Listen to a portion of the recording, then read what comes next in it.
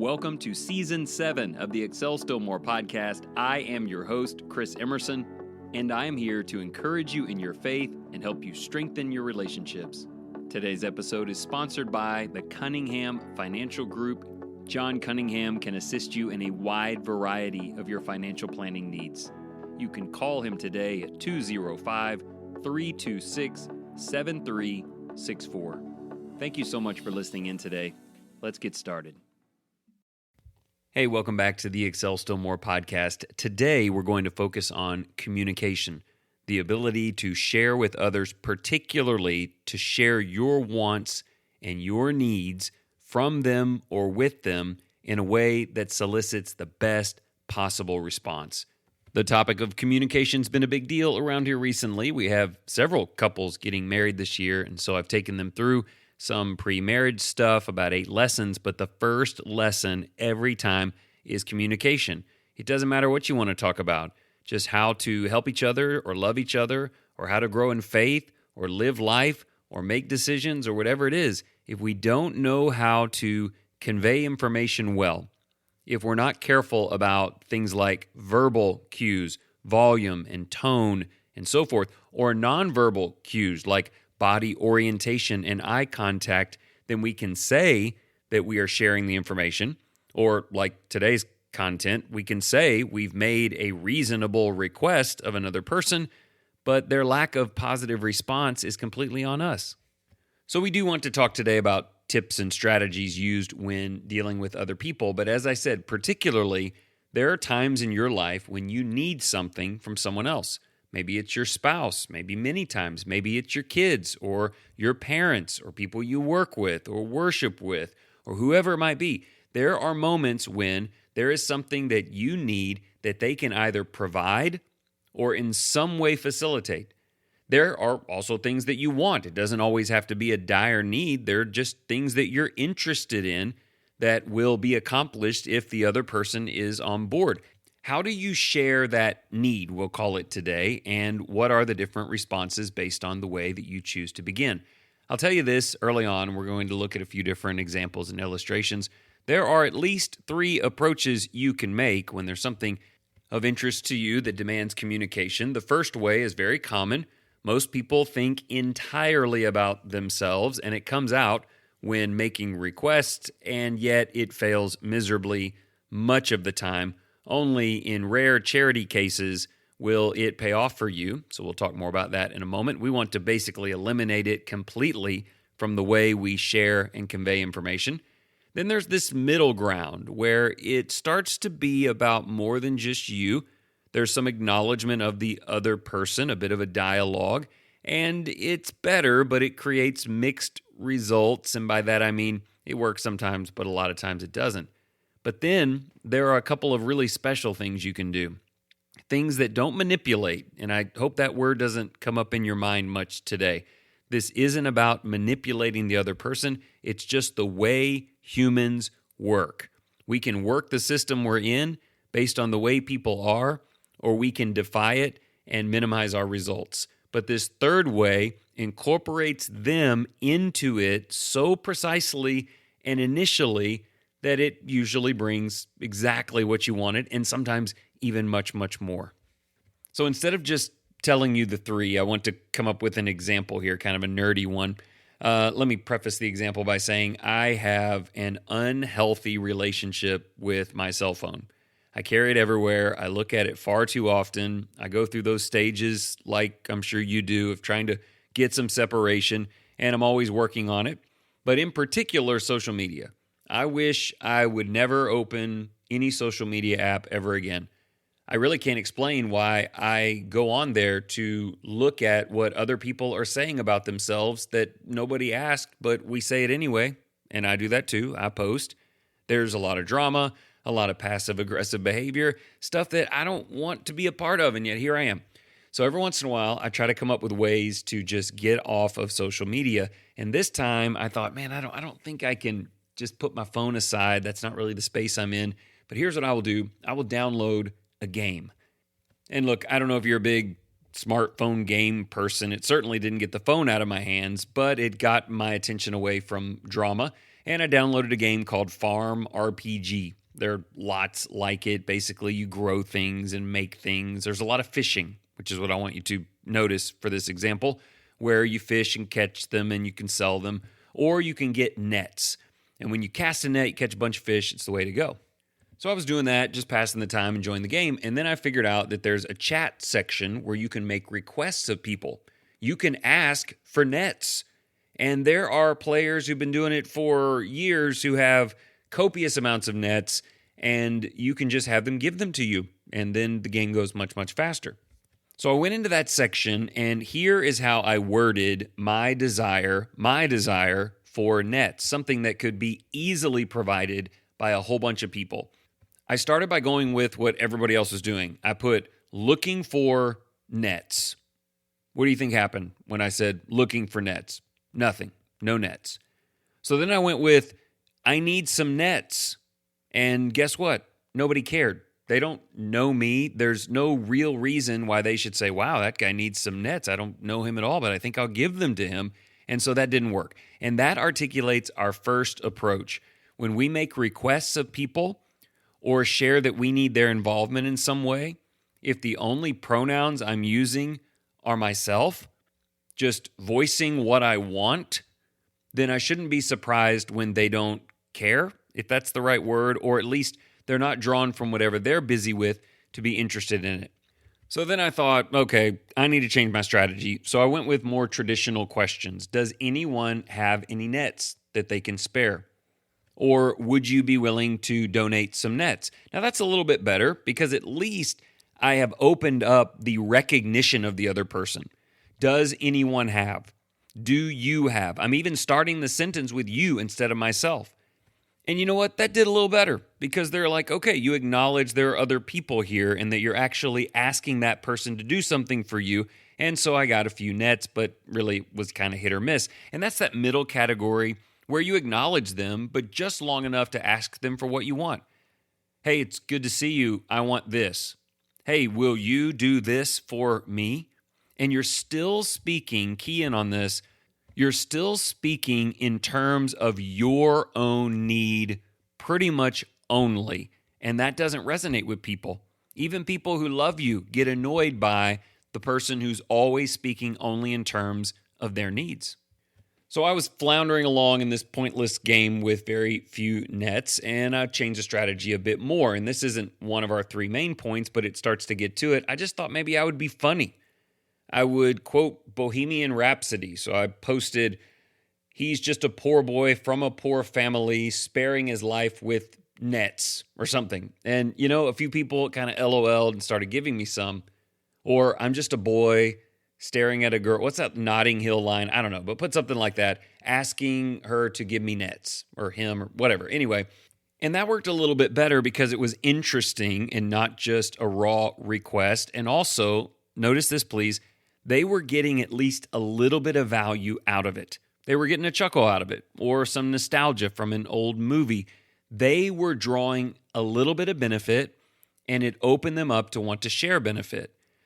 From there, I made a slight modification that worked in their direction first, and I got lots of nets. In this episode, I've gone on too long about this. Nobody cares about my fish, but let me wrap it up with this. So I put something like this. Are there any advanced players out there with a ton of nets who can spare some for a beginner? And different variations of that. So when they read it, the first person they think about is who? Themselves. I just said a high roller, a major player, an advanced, and they go, that's me. I am an advanced player, and I have spare nets. And I think I would like to show this person that I am this big player with all these extra. And they just started flooding in. I mean, I broke the game with how many people wanted then to just load me up, not a little, but max me out. And the thing is, I'm still just asking for something, which we'll change the subject in a minute. I'm just asking for something that I need. But I'm beginning by identifying who they are and asking them to think about what they want. And what they want is recognition. And we all have a little pride in us, and they're being recognized as a great player, and then they become very generous. Dale Carnegie, in his famous book, How to Win Friends and Influence People, puts it this way. He says you have to speak in terms of the interest of others. That was about sales. If you want them to buy something, that's for you. You want them to do a thing that benefits you. You have to present it to them in a way that somehow brings benefit to them, that speaks in terms of their wants and needs before you get to your own. Whether it was providing them a little bit of humor or a stroke to their ego, it's where the conversation started and the results came in. Again, this is not manipulation. This is common sense. If I cannot share with my spouse what is important to me in a way that also deals with what's important to her and talks about the mutual benefit or begins with that, then I'm just being selfish in my presentation. This makes me think of kids at the dinner table. I'm sure this happened with all four of my kiddos, but for some reason, I have a vibrant memory of my son Nick when he was quite a bit younger. He's 13 now. And he sits down to eat and he says 4 words, "I need a fork." And I'm like, so? Like, we all need forks. You're just the only one who didn't get one. Like, why should we care about you and your fork problem? I mean, he's not even asking anyone to help him out. He's just proclaiming a need and hoping that people jump up. That's what I'm talking about, stage 1. It would be better, at least, if he learned to say, "Ella, could you go get me a fork?" Now, she may say no because she's sitting at the table and he's sitting at the table and he could get up just as easily. But at least he's acknowledging her by name, putting her name first, Ella, and asking her in a question form, not demanding, if she can do something for him. And while there's really not a way to get to stage 3 on that example where you speak in terms of a need, you can at least be more conscientious with people to get them thinking about themselves first. Let's say Ella gets up to get a drink of water and Nick says, "Hey, Ella, while you're up near the drawer, would you get me a fork, please?" Now she goes, "You know what? I am up." She thinks about that, and I am near the drawer, and this seems fair, and so she's more likely to do it. So what I'm trying to challenge you to do here is think about your process. I don't have to ask you to think about stuff that you want. You and I already know the stuff that we want, and especially the stuff that others can help us get. Whatever it is, it could be moral support or an ear for 10 minutes or something of monetary value. You know what you want, you know what you need. I'm asking you to think about the way you go about asking for it. And if it is possible to think about the other person and their needs, or what value you can bring to them, or at least getting them to think through themselves to get to you in order to bring about better results. And the results will go both ways. They feel value or valued or benefited, and you receive the thing that's important to you. Let me give you another example of this. I'm looking at a book right now called Neuromarketing. I did not read all of this book on neuromarketing, understanding the, quote, buy buttons in your customer's brain. A member of the church gave it to me about 15 years ago. I'm not exactly sure why, but I vowed to dive in a bit, and I read the first 50 pages. You know, that's my deal. I read 50 pages, see what we've got, and then only rarely move past that. But as the subtitle suggests, it's about customers and sales and how you try to share value and receive benefits. And the guy who wrote it tells a little story at the beginning. I really like this story. I'm pretty sure I've told it at least once over the last 6 years of ESM. He starts off by saying, "I want to tell you about the time that I made $960 an hour consulting for a homeless man. And here's how it happened." He tells the story about being in San Francisco going to dinner. And as they got close to the restaurant, they saw a homeless man sitting there on the sidewalk holding a sign. And it simply said, "Hungry, please help." And the author of this book came up to him and said, "Sir, I will give you $1 right now. But I'm interested in conducting an experiment, so I'll give you $2 right now, double what you would get, if you will let me write something on the back of that sign and change the way you're interacting with people. In fact, I'll give you $5 more after dinner." Now, the homeless man's no dummy. He agreed, and he put the $2 in, and he wrote something on the sign. He said, "I went in for an hour and a half, couple of hours for dinner. I came out ready to give the guy some money." He stands up cheerfully, and he says, "No, I'm going to pay you." He said, "I normally get about $10 an hour, and I made $80 since you've gone in there just because of what you wrote on the sign." And so kind of the math punchline is, I made $8 off of a homeless guy for 30 seconds of advice, which calculates out to $960 an hour. Would you be interested to know what he did with that sign? He simply reframed the man's need in the form of a 5-word question. What if you were hungry? Now, I want you to think with me for a minute about the difference in the two sides of that sign. One side just proclaims my need, hungry, please help. It doesn't acknowledge anyone else in any capacity or way. It's not even asking a polite question. On the back side, he skips that middle step, which he could have written, would you please give me some money for food? Would you help me? Where you speak to them first and then to yourself. He jumped all the way past that to stage 3, and he spoke in terms of their needs. What if you were hungry? He's not even mentioning that he's sitting there on the side of the road and needs a meal. He's asking them to think about who? Themselves. What if I was hungry? What if I was on the side of the road here and people were walking by? Now, I'm sure some of them said, I'd get up and get a job and walk on by. But others found sympathy. They found sympathy through their own minds and lives, and then secondarily considering this person in need, and it paid off royally for that person.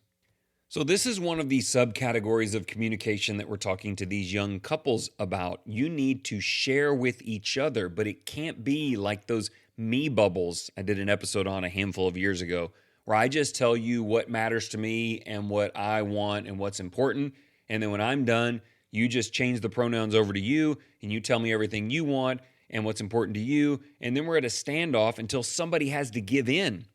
Somebody has to go, look, this other person doesn't seem to have any interest in what's going on with me at all or care what this will mean for me, but I guess I'll go ahead and get the guy a fork. You can get away with that for a while, but it will not be a healthy, growing, thriving friendship or relationship. A terrific marriage, a great friendship is where each one is stumbling over themselves to try to speak in terms of what matters to the other, to speak in terms of their interests. You may still be trying to get around to something that you need, and you don't hide it. You don't be sneaky about it. You be honest about it, but you make sure that they are considered, that you're trying to bring value to them even in that request. To kind of round this out a bit, I really want to share with you a few things from this How to Win Friends and Influence People book. A particular section in the middle is 6 ways to make people like you. So that's not exactly the same thing as make people want to do something for you, but then it's not altogether different, is it? And there are 6 principles, and I want you to please listen to them carefully, and then we'll finish up. Number 1, be genuinely interested in other people. That's really key. Even if it's about my needs, I have to convey them through care and recognition and value for the other person. Principle 2, smile. Be happy to be conversing. This person may be the exact answer to your problems. There should be some optimism or welcoming facial expressions at least. Number 3, remember that a person's name is to that person the sweetest and most important sound in any language. There's a really great chapter on that. I'm just summing it up here. But in sales, you meet someone, you get their name, and then you use their name. It's personal. It's about them. When you convey things to them, we can do that to each other too. If it's something serious and this person is a key to unlocking that, use their name politely, kindly, personally. Show them that they matter, that they're important. Principle 4, be a good listener. Encourage others to talk about themselves. Sometimes to get to my need, it's not a simple request worded well. It's a whole conversation. It's a lengthy period of time. I need to build rapport with them so that we're both benefiting from whoever has to make a sacrifice, and that means I'm going to need to do a lot of listening. I want them to talk about themselves, to share things that are important to them. I need to know those things, and it makes them feel good. Principle 5, talk in terms of the other person's interests, and that's the main point we've made in today's episode, even to get around to something that may be more about you. Try to pique their interest, get them involved, or bring value to them. And then number 6, make the other person feel important.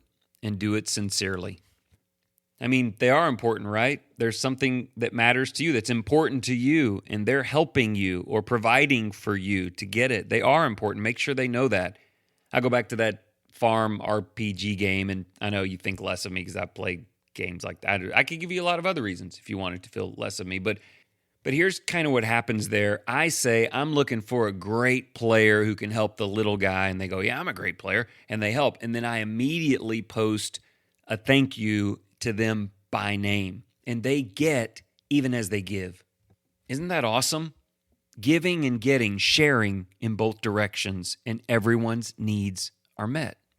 Think through that. Be careful in how you approach others, and maybe you'll find great success the next time you're asking for nets.